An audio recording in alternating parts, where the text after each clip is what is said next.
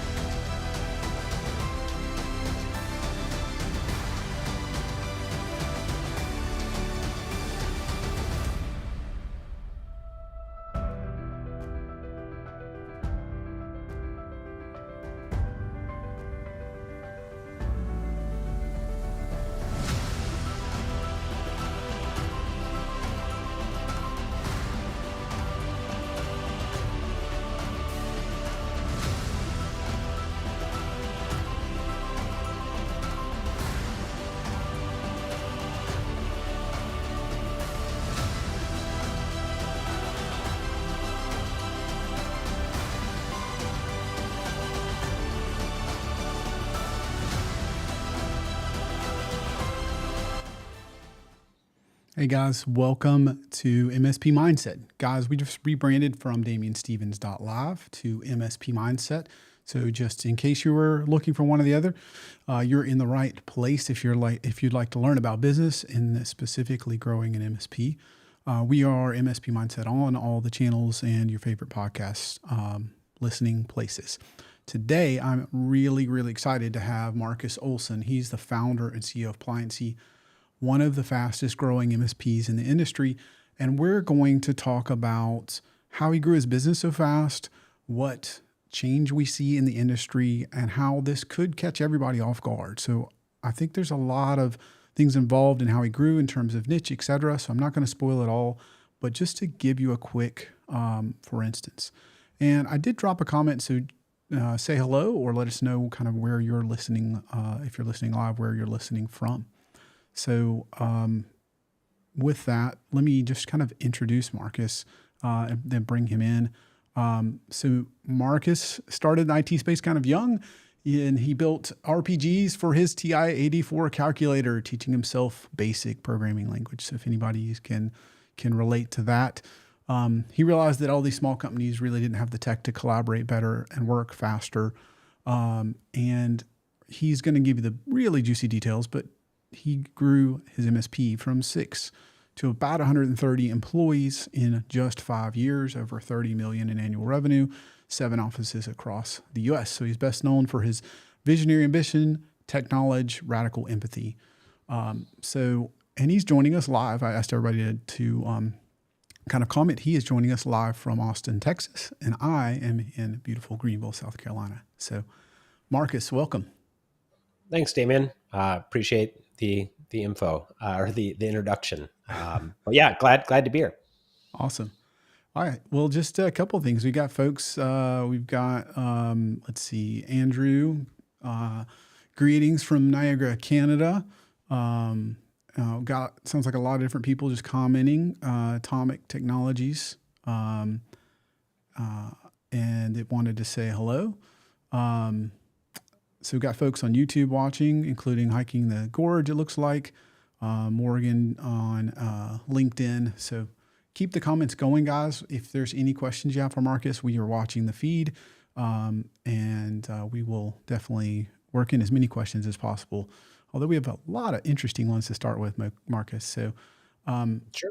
So I'll feature one more, and then we'll kind of jump in. Yeah, hey, Paul. You got Doug from Indianapolis. Thanks, Doug. So, yeah, guys, keep commenting. This is wonderful. I wanted to get us started, though. We got a lot to talk about. So, or at least I have a lot of questions for you, and maybe others will too.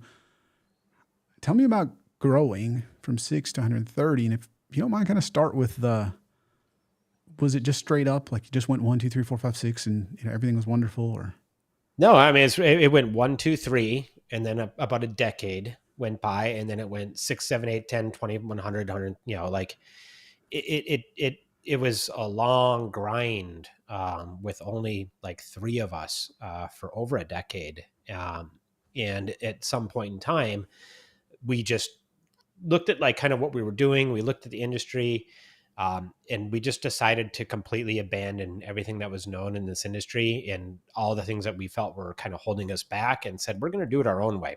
And that's when we converted from what we were calling ourselves TSG back then to Pliancy. And then that's when the company took off. We didn't receive funding. We didn't have any windfall of cash. We just simply said, we're abandoning all of the tools that exist and all the approaches that we've been following like sheep, and then kind of relaunched the company in a completely different way with a completely different approach. And that's what caused the company to go crazy. And that would have been like 2017, I think, somewhere in that range. 2018, I think, beginning of 2018 is when we launched the new brand and officially called ourselves Pliancy. And we started that process in early like 2017. okay, unpack that a little bit more for me. Got greetings from Oregon, Direct Line IT joining us. Thanks, guys. But unpack that, Marcus, because you said a lot, right? First of all, maybe what wasn't working? I can unpack. I mean, like the first challenge is like everyone always goes, well, what do you mean you abandon the industry? What do you mean you abandon kind of like We got to understand, like, if we're all buying our meat and our buns and everything from the same, supplier and trying to claim that we're doing it differently, it's impossible, right? I mean, this industry is a victim of asking others in the industry what they do. And if you go to any sort of forum or any kind of it's all people running 3 to 5 person MSPs asking other people that run 3 to 5 person MSPs, what do they do? And it's this conformity that is happening in Mm-hmm. this industry that is preventing people from really building meaningful, brands and companies in this industry, because they all go to the same drinking hole to get their information and what they can do. And then of course the people poisoning that well are the 2 or 3 private equity firms that own every piece of technology in this entire stack. And so, it's controlled really by just 2 or 3, and it all plugs into itself. And if you're buying from that, well, then you're just a franchise of the industry. And I Mm-hmm. know that's really painful to hear, but that's really what you are. You're just a franchise of the supplier. And you can't do it any differently if you're going to keep buying the same tools, solutions, and processes that everybody else is doing. And you really know that you're in an industry that's like that and it's been commoditized when people start selling you on how to do it differently. Buy my course, etc. There's a lot of that, books being written how to operate in this industry, etc. And I think that is the acceleration of the commoditization and race to the bottom in this industry. Yet paying attention to the other side of this industry is it's growing at 14% or so compounded annual growth. It's a freight train of growth. And I think it just peaked early, and we're on the wrong side of that curve from a tools and technologies perspective, buying from stuff that was built 15, 20 years ago when the problems were different and the approaches were different. And so, yeah, it's interesting. So that was kind of us saying, you know what, we're done with all that tooling. We're out. We abandon it all. We don't use any of it. We're not on ConnectWise, Kaseya, Autotask, that, none of that. And we started just buying individual tooling and connecting that and developing our own solutions to really say, we're going to find the best of breed and we're going to build our own approach to doing this with far better technology. And that's really been a long process for us. It didn't start there. It started really with looking at solutions that were enterprise like Okta and others and saying, how do we use this tooling and make it digestible for small companies? And it's evolved now to really us building our own universal API effectively internally with our own CLI that we use for managing all the things that we do. And we've kind of like built an operating system, if you will, internally that we keep adding and building more componentry that plugs into. So So you we had we me at don't have a PSA. Universal API, and we built our own operating system. So Atomic Technology says I agree. Cookie cutter doesn't work for everyone.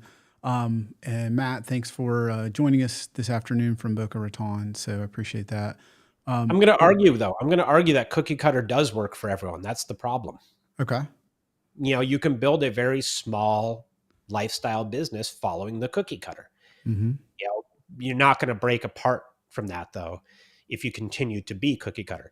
I mean, that's any low barrier to entry business. You can literally go show up and buy all the different tools and solutions you need to get started with a low effort because it's a cookie cutter, and you'll build a meaningful small little business. But at the point that you want to go past that, you have to abandon all of that because that will be your anchor. Yeah, correct. It will not scale, right? Rob at Atomic says that won't scale. So, getting some good questions. We're going to get into those, but I wanted to unpack a couple of things. We talked backstage. I think I know a little bit of it, but I think you told me something that you were just, for lack of a better way of saying it, a normal MSP doing everything. And what was it that drove you to do that change? Did you look at something and said, "There's something we deliver better here than other I got services"? tired of doing it. Okay. I mean, you can go ask anyone that's probably, I mean, the average MSP owner is probably about 40 years old. They've been doing it 15 years. Guilty as charged. I am too.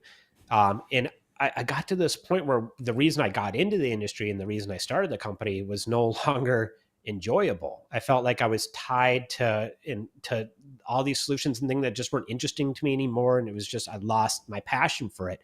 And so really it got to this point where I said, kind of F it. What have I got to lose? This small business I'm tied to that's not enjoyable, that's grinding me out 16, 18 hours a day, 7 days a week. What have I Right. got to lose? If anything, I've got my health to gain. And so I said, I'm going to do it the way I want to do it. And I'm going to find others. And I happen to know some really talented people at that time. And I said, I'm just going to do it the way I want to do it. And I'm going to build this company the way I want to do it. And if I lose the company I had, big deal. It wasn't that big anyway. It was 2-3 people. It wasn't that big of a deal. So I think it was like this exhaustion, this point of exhaustion where I said something has to change. And that's really came from being surrounded by some of the most successful companies ever, which I support a lot of venture firms. We support a lot of venture firms. We support a lot of really bold startups. And watching what they were doing, they weren't consuming content from others in their industry. They were consuming content from people in similar roles from far more successful companies. So they were, how do you market? How do you brand? How do you hire? How do you retain talent? How do you do these things? And they were listening to these fascinating podcasts. It was just a different ecosystem. But if you go and look in the MSP industry, that doesn't exist. I used to go into Reddit. I used to try and find that, but it was all, what solution do you use here? What do you charge? What do you charge? It was just like, it wasn't interesting to me. And so I got to be surrounded with companies that were doing incredible things by proxy. And while sure, I'm fixing the laptop, this is a decade ago, and I'm fixing the laptop, I'm just listening, to these conversations of these people building far more important, bigger companies. And I'm going, oh, that's smart. Oh, we need to do that. And I just changed where I consumed all my content. And I started instead consuming content from people in completely different industries. I wanted to learn from them. How did they do it? And I got away from my own industry.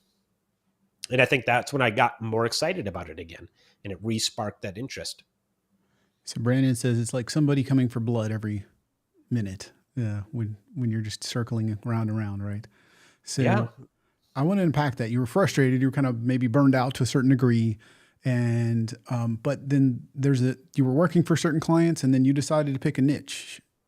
Help me connect those dots. Is that right? I mean, once again, you learn, right? I learned the reason you choose a niche is because you have a lower effort for attracting new clients, because there's just this inferred, you must really know venture firms because you support 40 of them.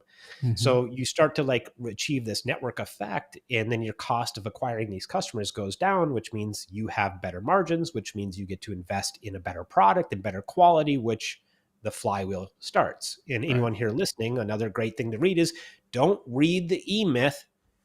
Stop reading that crap and go read the flywheel, right? These are systems that are far more applicable and more timely. And so I started looking at everything as a flywheel, which is like, okay, if we can acquire customers for less cost, we can deliver a better product. If we deliver a better product, it drives more referrals. If we drive more referrals, it lowers the cost to acquire the customer, and thus the flywheel begins.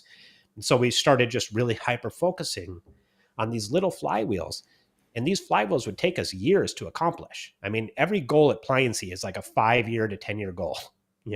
It's always like looking at the long haul and then just breaking that down into actionable steps and then being patient. One of our values is persist with patience. And it's just really baked into our DNA. We're just slowly chipping away at these big flywheels because once they deliver, they really deliver in a meaningful way. But anyway, going back to the vertical, the idea that you compete in a vertical or a niche really just is a really effective way to build strong networks, to really just achieve that flywheel of referrals. If you're doing everything for every customer, you're not gonna really build a flywheel there because you're distributing your experiences and your quality to too many different markets, and you're not really hitting that network effect.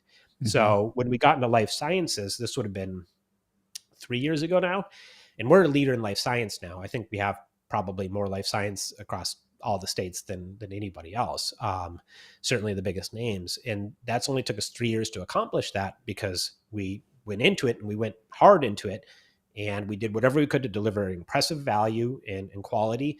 And we just kept hammering at that. And eventually it created this flywheel now where it's like, I think 20% of the biggest names in life science every year that launch join Pliancy, which that's a lot to have 20% of a market effectively joining you. And that's what obviously built a lot of our growth. But we've already saturated venture capital. I mean, we are absolutely, without question, probably 2 to 3 times more venture firms that we support than the next competitor. But that took 10 years. So it didn't happen overnight. So you picked venture. You're dropping a lot of great points, but most of the people I talk to, frankly, are sitting there going, gosh, how do I even start? Why didn't you pick agriculture? Why didn't you pick attorneys? Who your clients are today. Okay. You might find that you have 10 different clients you support, maybe 15, but 2 of them are insurance brokers. Well, guess Hmm. what? You're an insurance broker MSP now. Focus on what they need, get really good at it. They'll tell another and another and another. Be patient for 5 years. And the next thing you know, you're the leader in that particular vertical. And it's, somebody told me the best businesses are built by saying no, not yes, Hmm. and it's really about you saying, okay, well, this really interesting big client just came. I know it's not an insurance client or whatever, but we should just take them. There's nothing like falling victim to him to that. Oh, You I've done have to that. really stop. I mean, small business owners are some of the most fearful people I've ever met. Right. They're constantly afraid of where their next meal is coming from. They're constantly afraid that their business has no sustainability. They just operate from this place of fear all the time, afraid to charge the clients the appropriate amount to deliver quality, afraid to change things, afraid to let go of toxic employees. Afraid. It's just they're operating from fear nonstop. And so I think, where we really became successful is we stopped being afraid and we just started saying, no, we're not going to do this. No, we're not going to do that. No, we're not going to support that. And just over time, that really meant that what we did say yes to, we delivered on. And then that's what really built our reputation in the industry. So, yeah, I mean, the first place you start is just by looking at what you're doing, looking at where you want to go, and then being disciplined and patient. It's not like this industry is going anywhere. I know there's a lot of people, and yes, people like to use me on these podcasts all the time of like fear mongering of I'm saying the industry's going away, it's going to die, hurry up, get in the lifeboat, ship sinking. It's not. In the grand scheme of things, it's a $150 billion industry. If somebody carves out 10 billion for themselves, great. There's still 140 billion out there. There's still going to be a million different ways to shave that cat. And certainly multiple different people will be doing it in different ways. So I wouldn't be afraid that you have to hurry to do these things. Just be disciplined in where you want to go and slowly go after it. And ultimately, I think that will be the first step. And then after that, there's millions of other steps. But start with that. Yeah, Ina Corp says, good to hear a different route. So appreciate that. And something you covered earlier, I guess Dan Miller was asking, you're talking about the same things, the same people talking about the same things. So maybe, not trying to name names, he did, but it's just too much peer groups, too much association breeding, Yeah, don't too much stop. homogenous thought. Stop. Don't Yeah. go. There's a millions of different programs out there that tell you how to build a meaningful business. And that is Hmm. far more important than reading something that's specific to this industry. And the reason I say that is because we are in a commodity. This is currently a commodity. And I would argue that it shouldn't be. I think that the work that we're doing and the needs should not be commoditized. But the fact of the matter is, it has been commoditized. And so, really, the way you win in a commodity is by building a meaningful business. It has very little to do with the tools and the solutions and things like that. That's table stakes. To win in a commodity, it's really about building trust, meaningful brands. There's a lot of different things you need to do, but it's really just building really effective businesses because you're getting attacked from every angle. And so I would spend more time listening to podcasts like How I Built This with Guy Raz, finding like Masters of Scale from Reid Hoffman, I believe it is. There's a billion different podcasts and things you should be listening to. And it's going to feel like pie in the sky when you're listening to it, which is like you got maybe one or two of you and you're fixing laptops and you're listening to this podcast about how they scaled a $10 billion business. And it's going to feel like it's so far out of reach and it's impossible, but it isn't. And you need to listen to that because you need to be learning from those types of people, not somebody that bailed on their own industry to sell you a book on how to do it. Because you're certainly not going to build anything meaningful with that approach. And I think it's big enough that you can carve out your own way of doing these things. You don't have to follow the herd.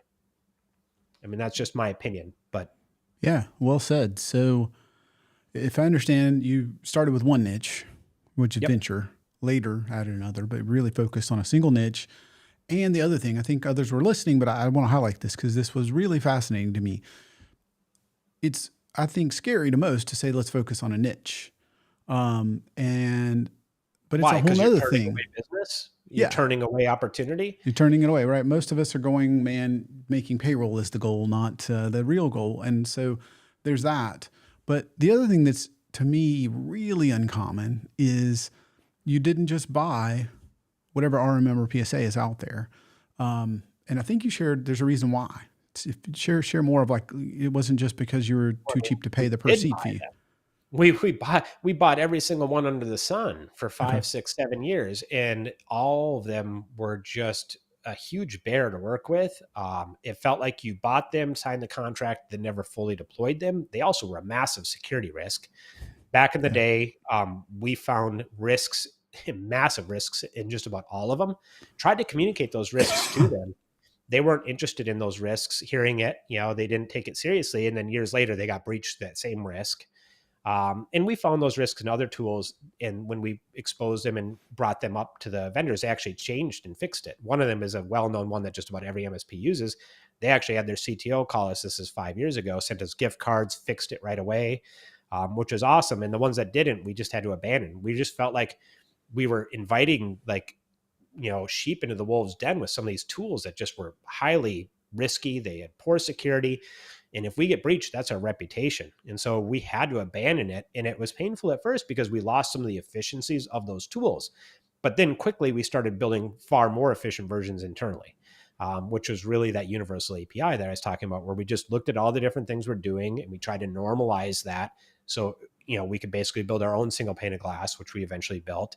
And then we got to kind of do some interesting things once we started building that single pane of glass. We got to extrapolate some of the risk. For example, the majority of our consultants do not log into Okta here. They log into our platform, which controls Okta. And that means that now we don't have to worry about potentially risk of somebody that's never used Okta pressing the wrong button, or breach of that individual, that then leads them into, all these different tools. So it's like, yeah, we haven't solved all of it, but that's our goal, is to figure out how do we reduce risk so that if somebody was to be breached on Pliancy's end, the impact is minimal. If an MSP today that has 100 employees or 50 employees was to get breached, one of their techs, was to get breached, holy moly. I mean, the access that they have, because a lot of the tools don't have good role-based access control and good segregation. Mm-hmm. So if you're using some of these tools, if one person gets breached, it's like every client gets breached. It's insane. Mm-hmm. And you have to look at the type of client we serve. We couldn't have that. So we started building our own solutions to kind of solve for that. And it's been highly effective at recruiting talent, because the talent wants to work here because we work with cooler tools. And the only way to do that, we had to kind of break away from the ecosystems that exist. Okay. Well, speaking of risk, we were talking about Backstage about, and it may have been some time ago, but about backup, which is obviously backup and more specifically the process of backups and testing them and that sort of thing. And you said you'd had a horror story before or something close to Oh, it. we've all had a horror story around backup. This would have been like 2008, 2009. The very first variant of CryptoLocker had just hit. And everyone that was experiencing CryptoLocker back in that day was experiencing it for the first time. Mm-hmm. And I think we had a multi-layered strategy to backup for one of our particular clients. And it was, we had DFSR, aka replicating files across all the different locations that they had. And then we had continuous backup on top of that. And then we had offsite backup, tape backup. And then we also had shadow copies. And shadow copies, if anyone here is as old as I am, remember that shadow copies was like such an amazing solution. Because if you had deployed shadow copies and set it to a really large amount, you kind of had this benefit of quick being able to recover things with the click of a button, and also giving self-service to the end users to recover their own files. So anyway, when CryptoLocker happened back then, what was happening is a lot of the backup solutions were not aware of encryption or aware of this particular type of threat. And so it would back up garbage. Mm-hmm. And then it would propagate this garbage through all of the backups. So pretty soon, every backup solution that you have became effectively tainted. And you would have had to go through millions of files to figure out what's actually encrypted, what isn't. You would have had to click on it. It was a nightmare. But because we had a multi-layered backup strategy, we were able to recover those files very, very quickly and with no impact. But many of the backup solutions had failed because they had picked up some of these encrypted files, which were propagating slowly throughout the network. It wasn't like somebody got hit and then like an hour later, we're like, oh crap. It was like that person walked away from their computer and made a bagel while it's like encrypting hundreds of files and then propagating them through DFSR. But yeah, anyway, that was one of those things where it was like, we had multiple different strategies, thank God. Yeah, that's still to that day, like, we've never gotten hit with CryptoLocker since. And that's been over, 12, 13, 14 years. Thank God. But that was scary. I was like, Yeah. what is this? Never seen it before. Yeah. And from what I hear, you're saying, interestingly, if it was a Microsoft built-in volume shadow copy, that was the It thing, not wasn't the even a external true tool. backup. That's not Right. even supposed to be your backup. Right. But that was the most effective way to restore and identify the problems, because if the timestamp, this is before they did timestamps. Mm-hmm. So because the timestamp didn't change, then the file wasn't replicated into shadow copies. Now they got smart and they started like doing things with timestamps and stuff so that it would get picked up by your backup and Yeah. propagate. But this was like the very first variant. Yeah. Sorry, Yeah. we went down tech talk there. No. Yeah, no. We'll get back to the business. On that note, guys, I just wanted to mention that this show is brought to you by Servacity Safe, where we manage backups for you. So if you would like to cut your support tickets in half and let us manage your backups, Servacity Safe includes that. It includes daily testing of every single volume every single day. And we store your backups in tamper-proof, immutable storage. Most importantly, what really separates us from every other vendor is you no longer have to babysit backups anymore, leaving you and your techs more time to grow and scale and differentiate, because backups probably not what differentiates you. So a lot what we're talking about today. So if you're tired of wasting time dealing with failed backups, asking for your staff to deal with it when they don't want to, then just visit servacity.com/call. I'll be happy to have a call with you. We can just geek out on process. If it makes sense for us to help you, great. Otherwise, we can talk about that, and ping me if you like. I've been giving away our process nowadays so that you can steal our own process. So let me bring Marcus back. And for some reason, I picked up myself in an echo, Marcus.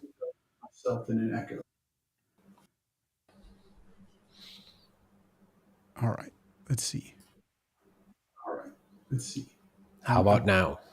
Yep, I'm still picking myself up, and I was not before. So picked up a little loop of maneuvers.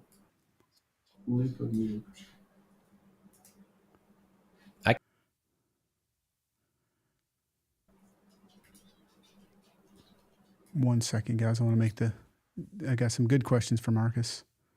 I want to make sure we get those answered for you. Dan says he's here and joining us from North Dallas, Texas. So thanks, Dan. Anybody else have any questions, want to talk about where you're coming from? Let us know. Thanks for whoever AX84 channel is for the shout out to us.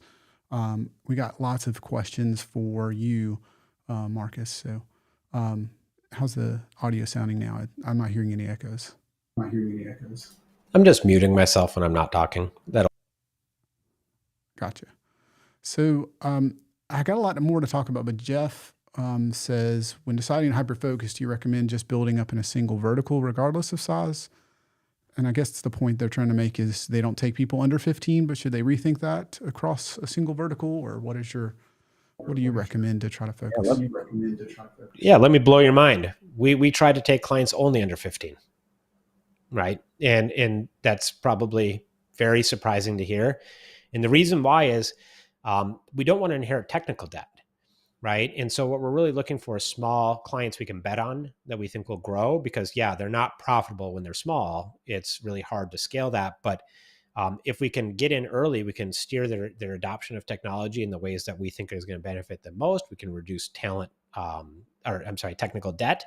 And ultimately, it's not about the size of the client that creates the impact from a network effect. It's about the amount of clients in that vertical that you support. So going after smaller clients in that same vertical, you get to kind of say things like, we support 45 venture firms.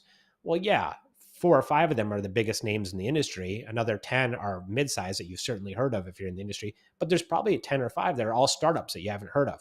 But it doesn't really matter. It's that power in numbers when it comes to marketing, et cetera. So keep in mind, there's business models that are like, we're only going to go after big clients. There's ones that are only going to go after, medium size. You have to be in this particular region. One of the things we did was we hyper focused on a vertical and then also a region. And when I say region, I mean, you had to be within 1 mile of our address for us to support you.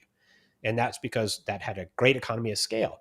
If I wasn't driving 2 hours, and I can't remember who it was, but somebody was telling me that they worked at an MSP where, and it's one of our employees, he's now a software engineer here, but he was telling me at one point in time, he had like clients that were like 2 hours apart from each other and he'd have to visit them in the same day. And I was like, that's just highly inefficient. Why were they retaining those clients out there? They should have let them go.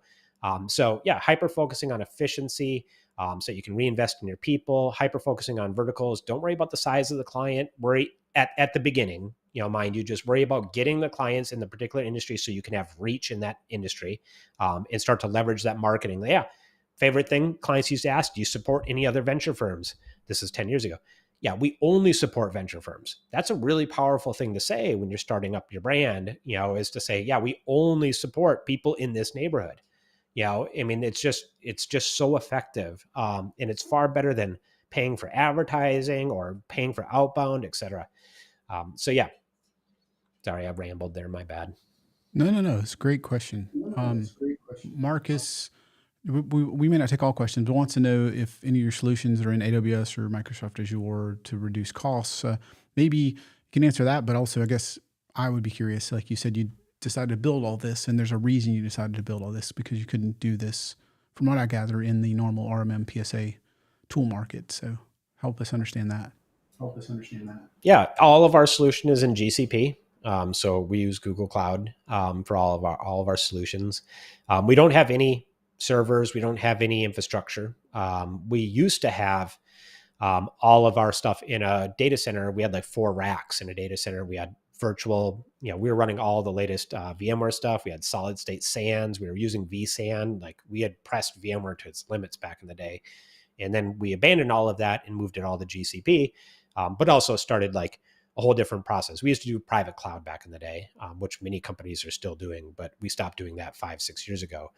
But we started private cloud in 2008. So we were way ahead of the curve with private cloud back then, but we also saw that it didn't have a long tail. It didn't make sense to keep spinning up infrastructure like that. So 5 years ago, we switched to everything to SaaS and shut down our data center.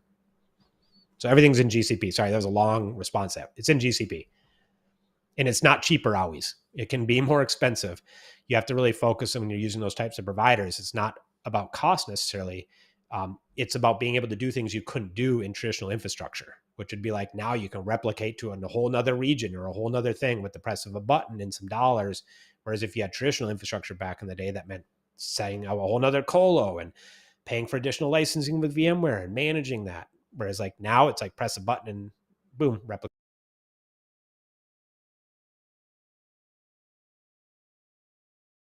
I can't. There we go. Sorry, I was being muted to try to make sure. So tell me, we hinted on this before. Why did you decide? Why did you need to? You tried everything else. Like, why did you need to build this? What was it you couldn't do with your RMM or PSA that you can buy off the shelf? Well, back then there was no effective like SaaS versions of this. Like if you had Microsoft Office and you wanted to increment, decrement licenses or whatever, like you had to go buy third-party enterprise tools to do that. They really just, it was like disjointed. All of the solutions and tools that existed in our industry were all device focused, and our whole business model is user focused. So we really look at a user at a company, an employee at a company as like, that's the thing that we're managing. That's the number. That's what we bill against, et cetera. And yet the whole industry is still talking about how many servers do you have? How many printers do you have? How many devices do you have? And none of that really mattered to us. That wasn't really what we build on. We didn't care. And so we wanted to move to something that basically had worked with our business model.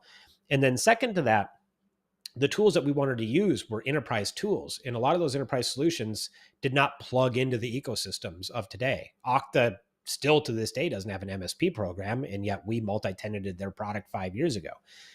We multi-tenanted Duo before Duo did that. So we are ahead of the market. We can take a solution, make it multi-tenant or whatever, because we have software engineers, et cetera, before the rest of the market can, which means that we're deploying solutions before our competitors can. It means we're tailoring them to how we want to work with them. And we're not really stuck with the limits of what the providers and the ecosystems are doing today. Like, oh, you can't do this until they integrate it with Kaseya or BMS or whatever it is. Oh, I can't invoice. It doesn't plug in. Next thing you know, you can't take advantage of the market and the opportunities and technology because it doesn't plug into your ecosystem yet. So you're always like following the market, and you're only able to adopt new technology at the rate that the market can. And we just didn't want to be tied to that anymore. But you got to remember, like, that sounds daunting if I tell you that, and you're sitting here and you're a 3-person MSP that's just trying to make your payroll, and you're going, well, wait, software engineers, aren't they like crazy expensive and like, how, blah, blah, blah. Right. we didn't have software engineers. The people here taught themselves software engineering, and because they were passionate about the problem, that's how we eventually built that first MVP. And just, we used the resources we had and got to where we were. And now it's different, of course, but you just got to start with something small and just chip away at it. There's no quick fixes. There's no shortcuts here. We're all bootstrap business here. Nobody's going to invest in your MSP when you're 3 people. So, you really just have to do it the hard way. Right. Well said. So Brandon asked something that I think is fairly relevant. Does there need to be a separation from the MSP model of service desk and VCIO and standards alignment and that sort of thing? That's a lot it's a lot. I mean, so what I'm trying to understand here is like a separation from the MSP model. I feel like they might be referring to kind of like the tiered approach. If I'm understanding that correctly, we are a very anti-tiered approach because the biggest asset you have as a provider of anything, a service provider, whether it's an MSP, whether it's a law firm, whatever, is the relationships between your people and the client. Like that's the most powerful asset you have. And the irony is that whenever I challenge an MSP or anyone, to really have that account named approach, or to really like focus on that, consultant supports client type thing, is they go, yeah, well, if the consultant leaves, they leave with all the clients and blah, blah, blah, blah. And it's like, they're trying to index against a risk that hasn't come to fruition or has only come to fruition once. And the irony is, like, we've never done that. We've always done named accounts. It's always a consultant that supports a client, and they build these deep relationships and great communication. And then the consultant prefers that. The consultant wants to own the account, and the client wants a single point of contact. It wins for both. And the idea that you would tailor your business about what might happen if someone leaves is ridiculous.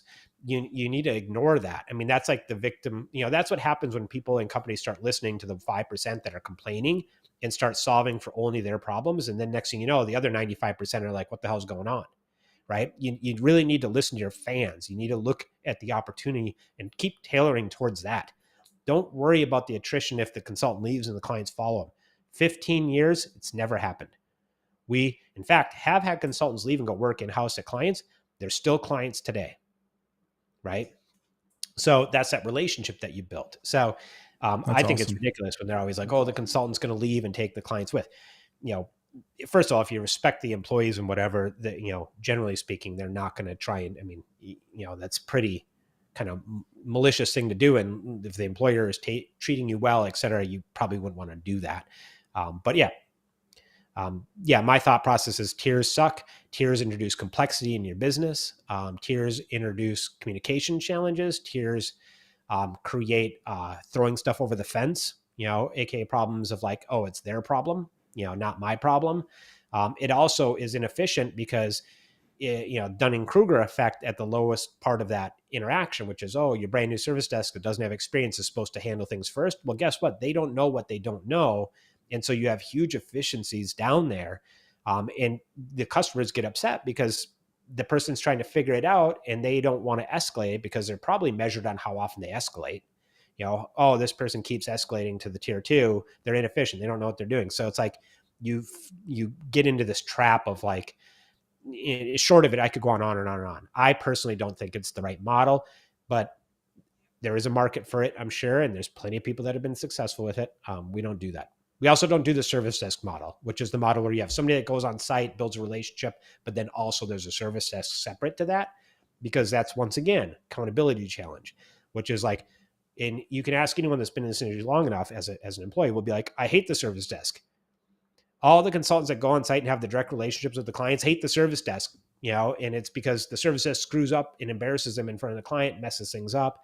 It's all accountability and complexity challenges we choose to just not have. It's worked for us, Take a quick question from Lauren, but I've got another question I want to ask you, which is, how do you reinvest in your employees, and how is that beneficial to growth? Because, like you said, I think we share something. At least I'll say my point of view is the employees are what drive the business, not the clients, not the investors. Absolutely. The challenge with that is like, it's nuanced, which is this industry has a price anchoring problem. So there was a point in time where in this industry, you could charge far less because it was far less complex. It's right when Office 365 started to come out and SaaS solutions started to come out. You didn't need to know crap to be an MSP. You could just sign up for a couple of things. Next thing you know, you're pressing buttons and selling, Microsoft Office 365 solutions. Go on Reddit and you'll see them all day long. Hey, I'm thinking about starting an MSP. I've never done any of this before. I don't know anything about tech. What do I do? What button do I press? And people like, but there was this part where it got really easy. And so then there was a race to the bottom to compete on price, but it's trending the opposite way right now. It's getting far more complex these days. It's getting harder to get the talent, retain the talent. Security risks are going through the roof. The whole anchor of the industry is unfortunately too low to deliver on the promises that they're making. And therefore they don't have money left over to reinvest into their people. And so it really starts with this industry fixing the price anchoring challenge that it has, which is $100 all you can eat all day support for a meaningful business is not going to actually check every box. It's not going to accomplish what it needs to accomplish. It's just false promises and hoping that you never figure it out. God forbid you figure out that your cybersecurity program doesn't exist and that the solutions and tools and the training, if the risks in this industry are through the roof. But anyway, the point being, if you want to reinvest in your people, you need to charge the appropriate amount. And once you charge the appropriate amount, you can reinvest in your people, which will once again drive that flywheel of quality, which means you're delivering better results, which are worth talking about, which drive more clients to your business. So it really starts with charging the appropriate amount so you can invest. And then investing in your people is really challenging. I just met with our learning and development team, which has some seriously ambitious goals over the next 5 to 10 years. And it's complex because to really invest in your people, you have to create incentives as well. It's not just about giving them learning and development solutions like, hey, here's your Pluralsight login. Here's your whatever. Go learn whatever you want. Or, hey, go get certs. You have to also tie that back to incentives, which is why are they doing that? And then you have to measure it, make sure that you're deploying those dollars efficiently. And that's why we hired a learning and development specialist about a year ago, actually more than a year ago. And she's amazing, Lisa. Don't try and poach her. I'll fight you. But she is incredible. And the whole point is to really create a sustainable system and flywheel around learning and development, because we believe there's going to be a massive talent shortage in this industry over the next several years because there's no new entrants coming into this industry. They're all leaving it as quickly as they can to go into coding or cybersecurity or whatever it is. And so the companies that can figure out how to bring talent in, train them and develop them and retain them are going to win in the long run. And the companies that can't do that are going to have to pay the premium to steal them.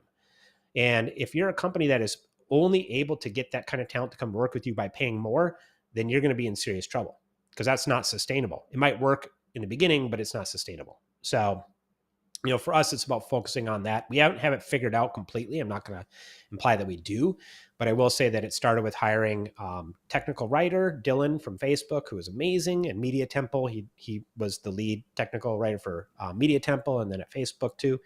And he really just taught us how to communicate better, what to train better. It's not about replicating the articles that exist on Google, but instead writing explicitly about what your company does differently and communicating that internally. Started with building clear career pathing we're working on now. We're looking at what does a 1,000-person company do to retain and develop talent? Well, clear career paths, incentives, leveling, all those sorts of challenges. We're using Lattice now for doing better growth and IDPs, individual development plans. Hugely challenging thing to do. Right. Very, very challenging. Right. I wouldn't even be focusing on that if I was a smaller MSP. If I was a smaller MSP, I'd just be focusing on the things that are more meaningful to the user, to the end user, which would be autonomy, involvement, inclusion. That's a lot of that doesn't cost a lot when you're smaller, and that can get the person motivated to go self-learn these certain things. But as your company scales, their ability to impact it becomes more challenging, and then it becomes more about them, which isn't a negative. An employee joining a 150-person company is really going I would really love to learn some things personally, and I would also like to, better the company, but it starts to shift a little bit more towards the individual and what they're getting out of this relationship and working here, and a little bit less of the 5 people in the garage trying to solve world hunger, which is, kind of what, when you're a small company, it's just everything's easy, and you get to sit with the CEO and you're eating with them and everyone's, it's just a different experience. So I don't have the answer for that. I will say it's an area that we are constantly trying to get better at. But it is hard. It's really, really hard. Yeah. Great question, Lauren. Thank you for asking. Paul mentioned that learning and development specialist sounds really interesting, and there's a difference between learning and figuring things out. So awesome. Thank you for commenting, kind of supporting what Marcos was saying. Now, kind of the headline of this. So I'm going to get into this. We've talked a little bit about it, but you believe there's a big shift coming, and tell us more about what that is and why you think that's coming. I mean, wherever there's a large market that's growing, there are going to be people that try and come in and solve for it differently. And I think what's going to happen is there's going to be more money being poured into this industry for people to solve it in more unique ways. And I think that what we're going to see is more tech-enabled services start to crop up. We're going to see more verticalized providers probably pop up. It's to me, I don't know where it's coming from. I don't have an oracle, but it's just too frothy to not have some serious shakeups, in my opinion. And to me, it's like the tooling is aged. I've talked to a bunch of the leadership at different large names I won't name, and many of them are trying to build what we've already built, but they're also trying to solve for their legacy. They're not willing to abandon the $2 billion they make a year, dripping this ASP.NET legacy crap that does device management to all of the people that are stuck on it. It's like, why would they abandon that? They can't. They need to deliver their dividends, right? The LPs give me my 10%, every year. That's right. Can't let go of that. So it's like somebody's going to have to come and disrupt it because it's not going to change itself. And I think one of them was a major $2 billion one was like, yeah, we're going to dedicate up to $5 million this year to build something. $5 million, you're a $2 billion company and you're only committing $5 million to disrupting your own product. So somebody else is going to do it, right? Somebody else is going to come from a different angle and do it. Or we're going to get to the point where we don't need any of those solutions. It's just democratized. I don't need it. We don't use it. We don't have any PSA here, or you could get one that's not particularly tailored to your industry. You could go get a neutral one. I mean, arguably, I don't even see the value in a PSA these days in the same way that they used to be. I think there's just a lot of shakeup coming, and I don't know what it is specifically. I know we have our approach to it, and we're pretty serious about it, and we're very committed to that. It's going to take a long time, but we're on a different type of path to solve that. But something's going to happen. Yeah. So you were telling me related to that, the size of the market, the growth rate. You were comparing, I think, maybe the taxi cab industry. So help me understand, like, why you think this is not just a market, why it's so ripe for this, and why the timing is really soon. Well, simple. Cab drivers hate driving cabs, and the customers hate getting in cabs. And whenever you're in a scenario where it's like both the consumer and the person delivering it, aka the employee of the industry, hate the industry, it's ripe for change. And the way I see it is, this industry is very self-loathing. And many of the people that run MSPs and many of the people that work in MSPs love the concept of getting to work with different technology and different clients, exciting, et cetera. But then they hate it as well because of the fact that it's all tied to ecosystems and tooling that's crap, and they can't use the tools they want, et cetera. And then you've got clients that are frankly assume that all of them suck. I mean, I don't know, maybe it's just the markets we compete in, but I continuously hear that they don't even care to switch because they just assume that the other one's going to suck too. And like, so the quality is at an all-time low. The attrition of talent is at an all-time high. There's no new talent coming into this industry. It's like everybody's jumping off the decks into the ocean. And yet there's still a demand for it that's growing at 14% compounding annual growth. So, I mean, it's just all of the ingredients are there for something. But I think that the problem is it's not interesting enough for venture capital because it's not going to have 100x. It's not like software is going to solve this problem alone. And so I think that's where it gets really, really interesting is when you combine people and software, that's where it could get very, very interesting. And then you also have to focus on like brand. Go find me a compelling brand in this industry. You won't find it. It's just like none of them have really figured out how to build brand. None of them have figured out a lot of the core concepts of building meaningful businesses. And I think that's because a lot of them sell out too soon. There's a lot of MSPs that sold out 4 or 5 years ago that were on great career paths and they exited. And now they're in the hands of private equity, which is really just about dividends, tuck-ins, roll-ups, et cetera. And I think that that's really kind of cut at the heel the potential. And so, yeah, we're probably the biggest MSP that has not taken funding, and certainly the fastest growing. I mean, the only competitors we have at the size we're at now are private equity owned, wholly owned by private equity, not growth invested. They've been completely leveraged, bought out, tucked in, rolled up, whatever. And so I think at our size, we have the reach now, we have the great clients, we have great ideas. We just need, to basically, either raise funding or whatever to go after that in a real meaningful way instead of taking the bait and just exiting. Because it's so easy to exit this and just walk away from the problems. I'm not walking away from these problems. I think that there's still tremendous opportunity here, and we have a passionate group of over 100 people that want to solve them. And so we're just not going to take the bait and walk away. And that's why I think we could do something pretty interesting here. But I'm sure there's others too that are 10, 15 people that we just don't know of yet. They're probably hiding somewhere, just like Pliancy was at one point. 3-4 years ago, we were like 15 people. Nobody had ever heard of us. And we show up on the scene and everyone's like, well, where did they come from? So I'm sure there's others kind of like sleepers out there that we're just not aware of that are coming. Right. Yeah. There's probably better competition for you than the private equity ones long term. But keep in mind, competition is good. Competition is good for us. It's good for everybody because we're competing with the expectations of this industry and we're competing with the reputation. So if we can fix as a group, all of us, anyone that's an MSP or anyone that's interested in fixing the price anchoring problems, the quality problems, et cetera, the attrition problems, solve it together, solve it with us. We all benefit from it. It's good for everybody, right? The tide raises all boats. So it's not like necessarily we're kind of against like those that aren't helping. That's our competitor to us. But the ones that are helping, I do private, calls with them all the time. I get messages all the time. I give them all the secret sauce. I don't care. If they're interested in solving this in a meaningful way, then they're on Team Pliancy to me, and they're not a competitor. A competitor is those that want to perpetuate the problem, want to continue to make it worse, want to continue to drive talent out of this industry. That's the competitor to me. Right. Well, speaking of that, you used a couple terms that I'm not sure everybody's familiar with. You talked about software. Venture capital is not going to come in here because you don't get 100x return. So I'm used to venture and those kind of talks. And I think it's obviously because there's a big difference in the things like margin and scalability of a MSP, but you also talked about managed or tech-enabled service providers. So tell us more about that and where you fit in that spectrum and why you think it's more than software it takes to solve this problem. Yeah, I mean, the reason that software is so exciting is it scales easier. It's got 70 to 80% gross margins. There's a bunch of reasons that investors just love that. It's easy to acquire compared to, a people business.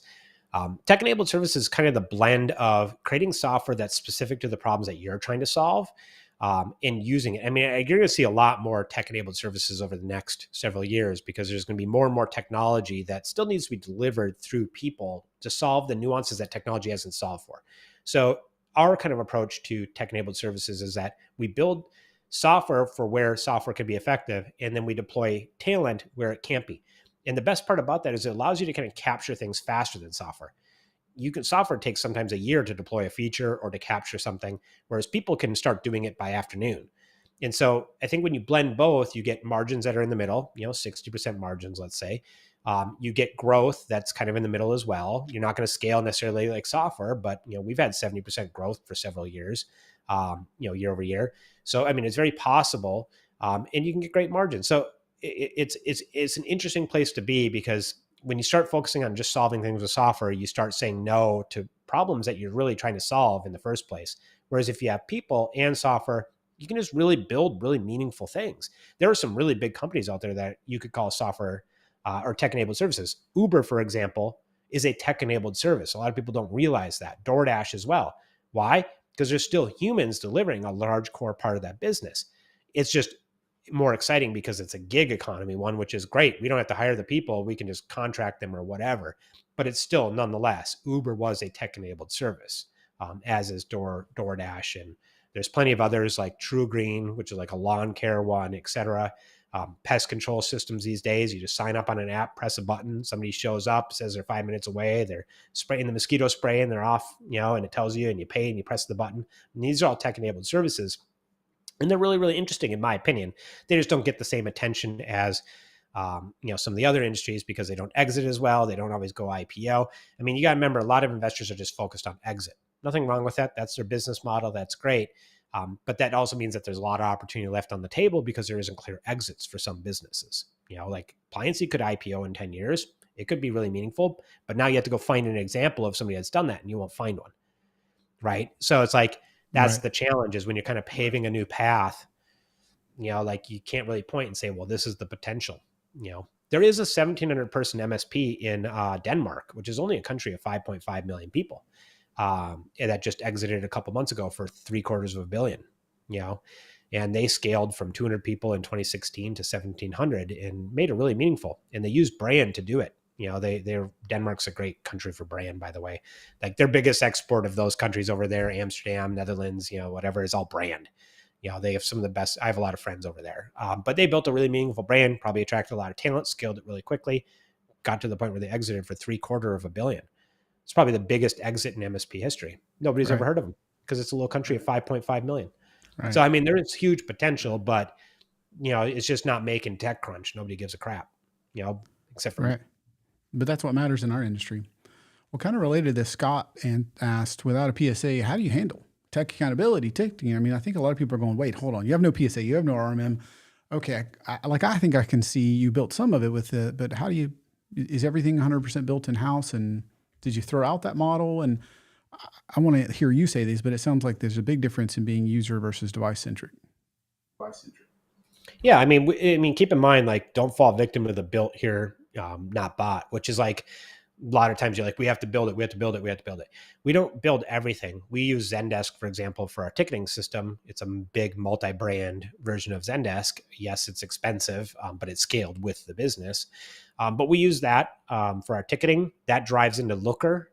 We have a data team here, and we have a big BigQuery database piping an insane amount of data into that, which then our data team and BizOps team use to produce meaningful metrics. I mean, I wish I could share my screen and show you. I probably shouldn't. What we've actually built from a data perspective is pretty insane. We can predict, month over month, over year, exactly what kind of demand we're going to have per week, per month, just because we have so much data that we've been collecting over such a long period of time. We predicted our revenue in December within 1%. Because of the data that we had based on seasonality and everything and all the data we've been collecting. It was within 1%. Wow. So, that kind of stuff is interesting. But anyway, the point is, how do we do it? We just buy different tooling and then we start to integrate it. And some of it's disparate. Guess what? You can still do these things without a PSA. It just means you have to buy different solutions and then lose the efficiency of the solutions. But efficiency is like crack. Like, don't fall victim to the fact that everything has to be in one, because oftentimes if it's all in one, then it's also not best. And like, that's kind of something we stopped caring about, was like, some of the systems we have don't integrate with the others. That's okay.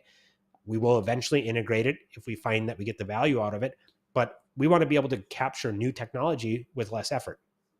And so we kind of stopped caring if it integrates out of the box, and then built the integration if we got the value. Gotcha. I know we've got questions. We may not get to all of them. So guys, feel free to drop a few more comments, but you talk about the big change for this industry. You only claim to know some of it, right? Not know all of it. What should I be doing as an MSP? Where should I, maybe I'm a 3-person, maybe an 8-person, maybe I'm where you were at some point. What should I be looking for? What are these changes I should be aware of? Because when I've talked to a few people leading it with the show, and I've asked them, and they said, oh, you mean the big change is compliancy. The big change is cybersecurity. And I think there's more to it than that, at least from our conversation. What would you say about this? You're assuming that the customer is educated. And I think that's something you have to understand, that your knowledge is far ahead of what the consumer's knowledge is on these things. And you have to kind of meet the consumer with where they're at. And many of them are not hyper focused on security and compliance and all that. They just need to fix a laptop today, or they need to get spun up with email or whatever it is. So don't feel like that sort of stuff is like, because some of the bigger providers like us and others are farther along on that stuff, that you can't still be competitive, because there are plenty that don't have the money to pay for those solutions or to go full route on that stuff. I would just focus on if I was an MSP today, starting up today, first of all, I wouldn't. Holy crap. I mean, it's a really hard business to run, frankly, and really hard to scale. You got to remember, like, Pliancy is in the 1% of the 1%. I mean, it's very possible, and certainly, I would love for all of you to achieve it, but I mean, it's really, really hard to get to that size. But the way that if I was starting it today and I felt like this is my best shot to get back to a Pliancy type size and scale, would be to be, number one, incredibly patient. It's not going to happen overnight. There's no quick, cheap, easy ways to do it in the beginning. Yes, when you get bigger, you have scale and other things that you can do. Like you get to be on podcasts, thanks Damien, and all these other things that probably not going to happen at one or two people. But if I was one or two people, quality is all that matters. And building meaningful relationships with those early clients, aka future fans. By the way, many of our clients that have been with us a decade are easily considered fans of ours now. They're huge references. They talk about us nonstop. They're sharing our stuff. They're referring clients to us proactively. And that really took time to develop that fan base. And so, yeah, I would say that focusing, sorry, there's somebody window peeping. Anyway, I would say that focusing on really just delivering quality worth talking about and being incredibly patient for the long run. Yeah, that's hard to do. That's what's going to move the needle. Yeah, it's hard to be patient in the long run, right? And I very much can relate to what you just said. We've got to do the bigger things, the harder things. And you got to put the time in, whether it's the development, it's understanding them. That's the other thing. You mentioned tech-enabled service. I think you said, Pliancy is a tech-enabled service. Servosity, as far as I know, is unique in terms of instead of backup software, it's also a tech-enabled service. We believe there's people and process that need to be brought to solve the problem in terms of managing and testing your backups, and that software is a wonderful tool, but it is not the only thing. So maybe ChatGPT or some future, bot changes that, but we're not there yet. So I think that there's a big move to tech-enabled services that most MSPs are not super familiar with. So, guys, I know that Marcus was nice enough to give his time, so thank you for this, Marcus. You've been awesome. If anybody's interested in finding out more about you, where should they go? Where should they go? My LinkedIn. Occasionally I spew, hot garbage on LinkedIn, but for the most part, I'm interacting with people on LinkedIn. Message me on LinkedIn if you want to ask questions, you want to learn more about what we do, you want to work with us, whatever it is. I'm an open book. I'm very, very transparent. I'm all about just helping people, get to doing meaningful things in this industry. Once again, you're not a competitor of mine if you care about this industry and you care about the clients and you care about the outputs. Mm-hmm. You're only a competitor of mine if you're perpetuating the problems and driving the talent out, and you're not passionate. And I think that in the future, there's markets and areas that Pliancy won't be able to necessarily reach on its own. And so, by getting to meet other operators and others in this industry that are passionate about it, maybe they're in verticals Pliancy can't reach, but Pliancy can help them, or we can work together. That's something I'm always excited about, seeing if there's potential for that. But LinkedIn. Find me on LinkedIn. It's just LinkedIn, /Marcus Olson. Connect with me. I always respond to all the messages I get on there, and just hope to connect with people. Awesome. Thanks for that, Marcus. We've got more comments that we can get to. Thank you guys for being a part of this. This is a community. We made sure, because I want to be community, because I want to give back, I want you to be able to connect to him. So we've put Marcus's LinkedIn in the show notes. So if you're watching this on YouTube, on LinkedIn, wherever you're maybe watching, you should have the link in there. So thank you for your time today, Marcus.